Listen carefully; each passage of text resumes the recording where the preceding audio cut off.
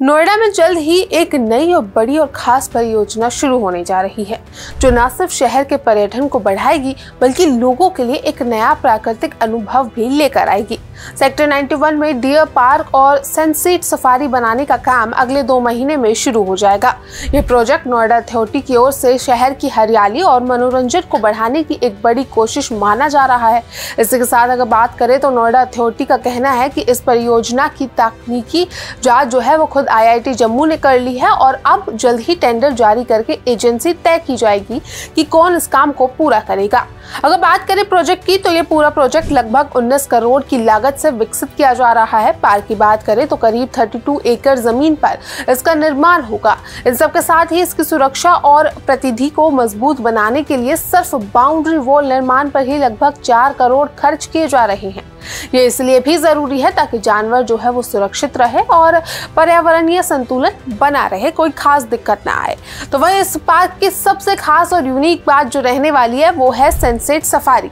अब अगर बात करें सफारी की तो ये सफारी खास इसलिए होगी क्योंकि इसमें स्पेक्ट्रम लाइट्स लगाई जाएंगी। इन लाइट्स का यूज कर आप रात के समय भी जानवर देखे जा सकेंगे, लगभग रात 10 बजे तक। लेकिन ये रोशनी इतनी प्राकृतिक होगी कि जानवरों की दिनचर्या और बायोलॉजिकल रिदम पे कोई भी बुरा असर नहीं पड़ेगा। यानी लोग रात में भी सफारी का आनंद ले सकेंगे, लेकिन जानवरों के लिए प्राकृतिक रात जैसी ही माहौल बना रहेगा, उनको कुछ अलग महसूस नहीं होगा। तो वहीं अगर इसके साथ डियर पार्क की बात करें तो डियर पार्क में कुल 132 हिरन रहने की योजना बनाई जा रही है, जो कि 10 अलग अलग प्रजातियों से होंगे, यानी कि एक जैसे नहीं।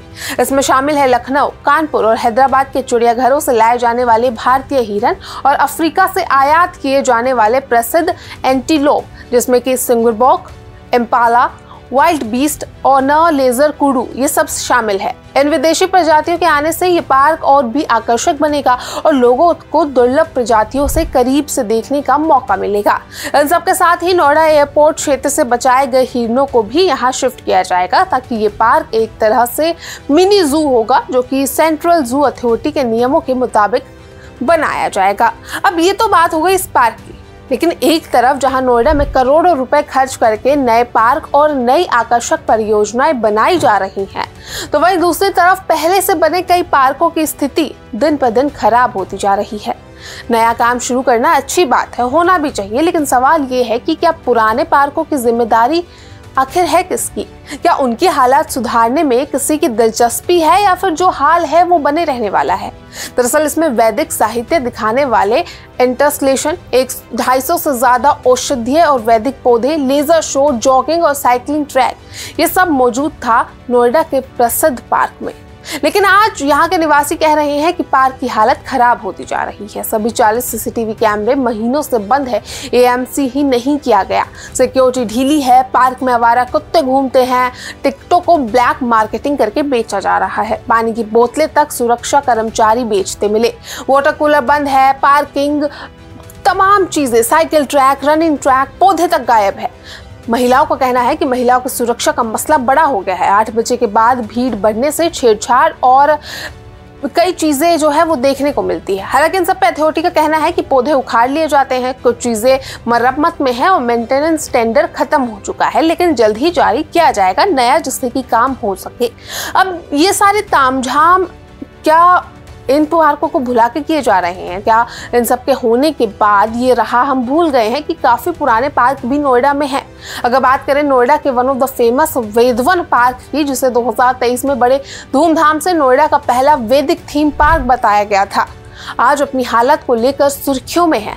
100 एकड़ में विकसित ये पार्क 27 करोड़ की लागत से बना था। इसमें वैदिक साहित्य दिखाने वाली इंस्टॉलेशंस, 150 से ज्यादा औषधीय और वैदिक पौधे, लेजर शो, जॉगिंग और साइकिलिंग ट्रैक, कई विशेष मूर्तियां, बहुत कुछ बनाने का वादा किया गया था। लेकिन आज यहाँ के निवासी कह रहे हैं कि पार्क की हालत खराब होती जा रही है।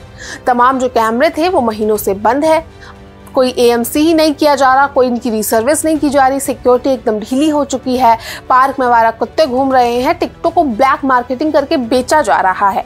हालात आप जाके बैठ जाए, कुछ पार्क में ही ऐसी है, वरना मोस्टली जो सारा पार्क है वो खराब हो चुका है।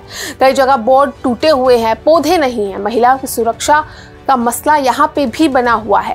तमाम चीजें सामने आ रही है और यहाँ पे भी अथॉरिटी का वही पुराना राग कि लोग पौधे उखाड़ लेते हैं, हम तो लगाते हैं, तो चीजें मरम्मत में है और मेंटेनेंस का टेंडर यहाँ भी खत्म हो चुका है जिसे फिर से जारी किया जा रहा है। लेकिन सच यही है कि इतने तामझाम से शुरू किया गया पार्क आज सुधार की राह देख रहा है जो दिखाई ही नहीं पड़ रही। इन सब के अलावा भी नोएडा में कई ऐसे छोटे बड़े पार्क हैं जिनकी हालत हद से ज्यादा खराब हो चुकी है, जिनको बड़े ही जोर शोर से जिनका उद्घाटन किया गया था। नोएडा नए पार्कों की और बड़ी परियोजनाओं पर करोड़ों रुपए खर्च कर रहा है। डियर पार्क और सनसेट सफारी जैसी योजनाएं शहर में नई पहचान जरूर देगी और इनका होना शहर को कई फायदे भी जरूर देगा, इसमें कोई शक की बात नहीं। लेकिन सवाल ये है कि जब वेदवन जैसे नए पार्कों की हालत साल भर में ही बिगड़ गई, जब कई और पार्क भी बदहाल पड़े हैं, तो आखिर नई परियोजनाएं शुरू करने से पहले पुराने पार्कों को सुधारने की जरूरत क्यों नहीं समझी गई? शहर पर विकास तभी संतुलित कहलाएगा जब नई योजनाओं के साथ साथ पुरानी सुविधाएं की भी देखभाल की जाएगी, वो भी सही हालात में रहेंगे। तो बड़ा सवाल अब यही है। इस सब पे आपको क्या लगता है वो हमें कमेंट सेक्शन में जरूर बताएं और ऐसे ही वीडियोस के लिए जुड़े रहिए प्राइम न्यूज़ नेटवर्क के साथ।